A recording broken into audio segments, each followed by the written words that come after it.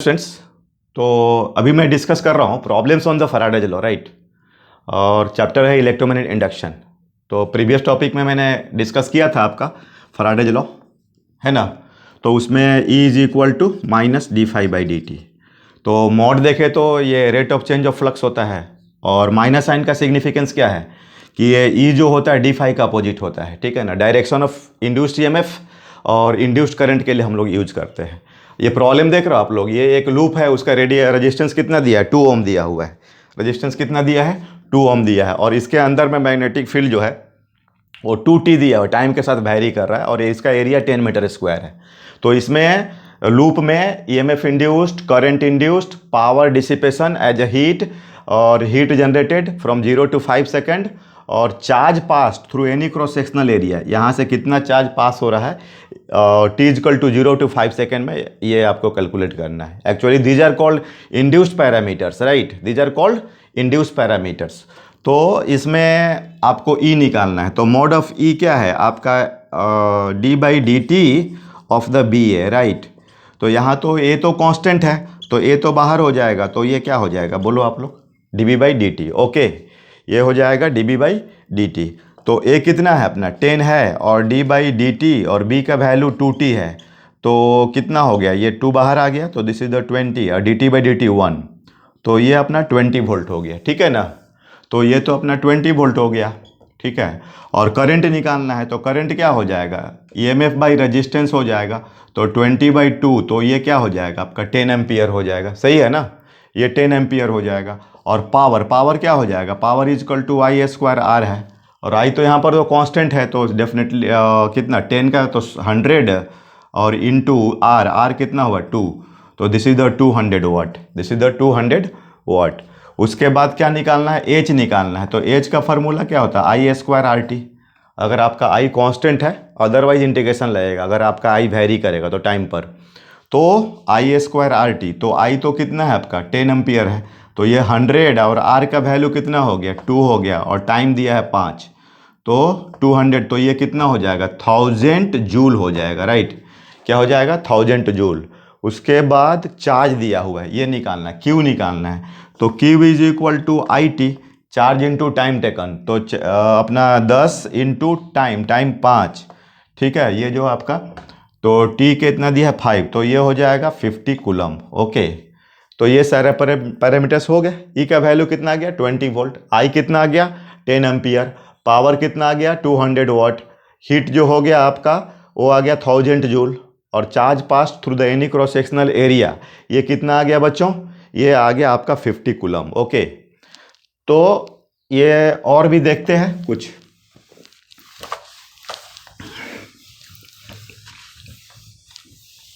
जैसे क्वेश्चन में आप ऐसा करो, सब सिमिलर क्वेश्चन है, आर ले लो आप 2 ओम, और एरिया 10 मीटर स्क्वायर, और magnetic field inward B is equal to 2t square, और आपका E I, power P, and fourth heat T0 to T5 ऐसा कुछ, एंड 5 क्यू निकालो आप, T0 to T is equal to 5, T is equal to 0 to T is equal to 5। Okay, तो similar है, बस केवल मैंने इसमें B का जो वैल्यू चेंज किया है वो 2t स्क्वायर कर दिया, ठीक है ना। तो फिर आपका मॉड ऑफ E जो होगा A dB by d t होगा, राइट। तो A हो गया 10 d बाई डी टी और 2t स्क्वायर, तो 10 20, और इंटू टी स्क्वायर का 2t, तो how much this is the 40t, this is the 40t। Okay, तो ये हो गया E का वैल्यू आ गया 40t, मतलब टाइम पर डिपेंड कर रहा है, अगर आपका टाइम दिया रहेगा तो उसके हिसाब से। फिर I is equal to E by R, तो 40t और बाई आर की वैल्यू कितनी 2, तो ये आ गया आपका 20t, ठीक है। और power is equal to I square R, तो 20t का होल स्क्वायर इंटू 2, तो ये 400 टी स्क्वायर इंटू 2, तो this is the 800 into T square. Okay, तो ये हो गया पावर। उसके बाद आपका हो गया हीट, वहाँ थोड़ा सावधानी बरतना है, एच इज इक्वल टू यहाँ पर आई स्क्वायर आर डी टी लगेगा 0 to 5, क्योंकि आई कांस्टेंट नहीं है, ठीक है ना। आई स्क्वायर आर टी डायरेक्ट मत यूज करना आप लोग, ठीक है। तो ये आई का वैल्यू है आपका कितना था, आई का वैल्यू ये 20t, ठीक है, आई का वैल्यू 20t। तो 20t का होल स्क्वायर, तो 400t स्क्वायर और इंटू आर का वैल्यू 2 और dt 0 to 5, तो 800 बाहर हो गया और T square dt t3/3 and 0 to 5, right. तो 800 into 125/3 joule. Okay, 800 into 125/3 joule. उसी तरह से Q में भी ध्यान देना आप, Q is equal to I d t होगा, ठीक है। ये डायरेक्ट मतलब लगाना Q is equal to delta t, ठीक है। Q is equal to I into delta t. वो कब लगता है? जब आपका करंट क्या हो, कांस्टेंट हो। तो यहाँ पर क्या होगा, आई अपना कितना है 20t, तो 20t और dt, तो 20 बाहर और 0 to 5 t स्क्वायर बाई 2, तो 10t स्क्वायर एंड 0 to 5, तो कितना हो जाएगा 10 इंटू 5 का स्क्वायर 25। तो this is 250 coulomb, 250 coulomb, right. t is equal to 250 coulomb. Okay, तो ये हो गया। अभी एक और मैं प्रॉब्लम देता आप लोग को। अब ऐसा देखो, जैसे ये कैपेसिटर है 2 माइक्रोफराड का और लूप वही है अपना, रेजिस्टेंस दिया है 2 ओम और एरिया कितना लिया था 10 मीटर स्क्वायर ना।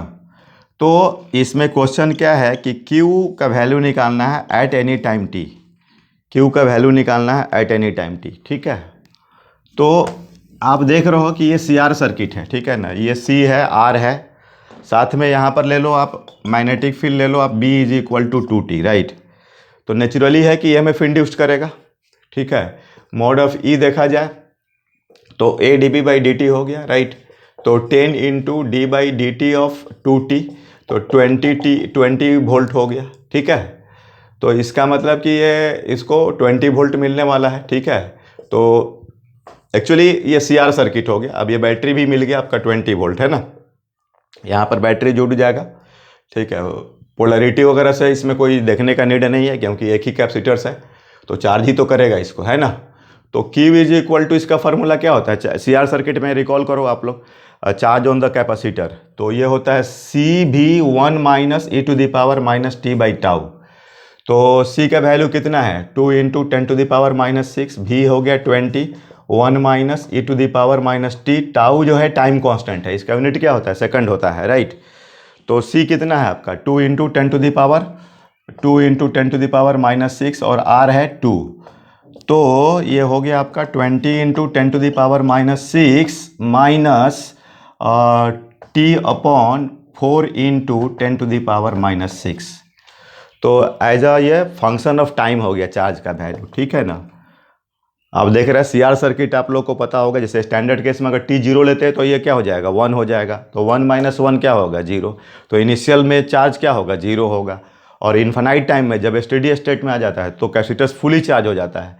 ये इन्फिनिटी रखेंगे तो ये टर्म 0 होगा, तो Q is equal to CV, right. तो ये 20 इंटू 10⁻⁻6, ठीक है ना। तो इस तरीके से आप डिफरेंट प्रॉब्लम प्रैक्टिस कर सकते हैं, ठीक है। अब जैसे मान लो कि एक और क्वेश्चंस करता हूं मैं, ठीक है। अब ये इसमें ऐसा करते हैं कि ये आपका लूप है ना, एरिया अपना कितना 10 मीटर स्क्वायर और रेजिस्टेंस ले लो आप 2 ओम, और इसमें ये मैग्नेटिक फील्ड आप 2 इंटू टी ले लो आप, राइट, 2 इंटू टी, ओके। और इसमें अपना एक ले लो आप, इसमें सेल जोड़ दो पहले से 30 वोल्ट का। अब ये आई निकालना है आपको, ठीक है। यहाँ पर इसमें करंट निकालना है। तो देखिए पहले इसमें क्या करना होगा, ये इसके चलते तो EMF का मोड होगा a dB/dt, तो ये 10 d/dt ऑफ द 2t, तो ये आपका 20 वोल्ट हुआ, राइट। फिर ये हमें करंट निकालना है, तो इसकी पहले हमें पोलैरिटी समझनी होगी कि ये 20 वोल्ट को बैटरी ऐसा लगाएंगे कैसे लगाएंगे। तो पहले आप इसको भूल जाओ, मान के चलो एक क्लोज लूप है। अब ऐसा करो कि इसको समझने के लिए आप देख लो करंट का डायरेक्शन समझो, इसके चलते ये तो भी भूल जाओ आप कि मान लो आपकी इसके, चूँकि हमें इसके सेट करनी है बैटरी की, या कैसे बैटरी सेट होगा, ठीक है। तो मैं मानता हूँ आई लेट ऐसा। अब क्या है कि देखिए कि यहाँ पर B2t, B का वैल्यू क्या हो रहा है बढ़ रहा है, इसका मतलब d क्या है पॉजिटिव है, इसका मतलब E क्या होने वाला है नेगेटिव, तो इसका मतलब E जो है नेगेटिव होगा, d का अपोजिट होगा। अब देखिए इसके चलते जो करंट होगा मैग्नेटिक फील्ड होगा वो कहाँ जा रहा है, इनवर्ड जा रहा है, अगर जो मैंने सपोज किया, लेट किया, मुझे नहीं पता है कि रॉन्ग है या करेक्ट है, लेकिन ये इसके चलते मैग्नेटिक फील्ड, तो इसका मतलब क्या है कि ये हमने डायरेक्शन सही नहीं माना है, वो उल्टा आना चाहिए। तो इसलिए ये जो डायरेक्शन होगा आपको ऐसे होगा। इसका मतलब कि जो 20 वोल्ट की जो बैटरी बनेगी ना, वो आपको इस तरीके से बनने वाली है, ठीक है। ये 20 वोल्ट की बैटरी बनने वाली है। तो ये डिसाइड करना ज़रूरी होता है कि आपको ये नीचे ऊपर, ये माइनस है ये प्लस है, या कैसा बनने वाला है। तो मैंने वो इंड्यूस करंट के डायरेक्शन के हेल्प से कर लिया, ठीक है ना। और भी मेथड हो सकते हैं, आप सोच सकते हैं, ठीक है। अब इसमें हमको पूरा फुल ये रेजिस्टेंस है अपना, हाउ मच दिस 2 ओम। तो अब इसमें हमें करंट निकालना है। तो अब हम करंट, ओवरऑल करंट जानना चाह रहे हैं, वो तो मैंने इसके लिए किया था बस। अब ये पूरी सर्किट में हमें करंट देखना है। तो कुछ भी मान सकते हैं और लूप रूल्स लगाते हैं। जैसे मैंने आई ले लिया ऐसे, और इसमें मैं यहाँ से लूप रूल लगा रहा हूँ, ठीक है ना। तो यहाँ से चालू कर रहा हूँ, तो नेगेटिव टू पॉजिटिव, तो ये आपका +30, और फिर पॉजिटिव टू नेगेटिव तो -20, एंड अलॉन्ग द मैं करंट जा रहा हूँ, ठीक है ना। मैंने करंट इसका लूप रूल लगाने के लिए इधर मान लिया है, ठीक है ना। तो ये हो जाएगा -I/2 एंड क्लोज सर्किट 0, ठीक है ना। तो अब ये ओवरऑल ये लूप रूल के लिए, ठीक है। तो 30 में से 20 गया, तो 10 = 2I, I = 5 एम्पियर। तो I का वैल्यू प्लस आ गया, इसका मतलब ये अपना ओवरऑल फाइनल करंट जो है ना, यही होने वाला है, और इसी डायरेक्शंस में, और 5 एम्पियर, राइट।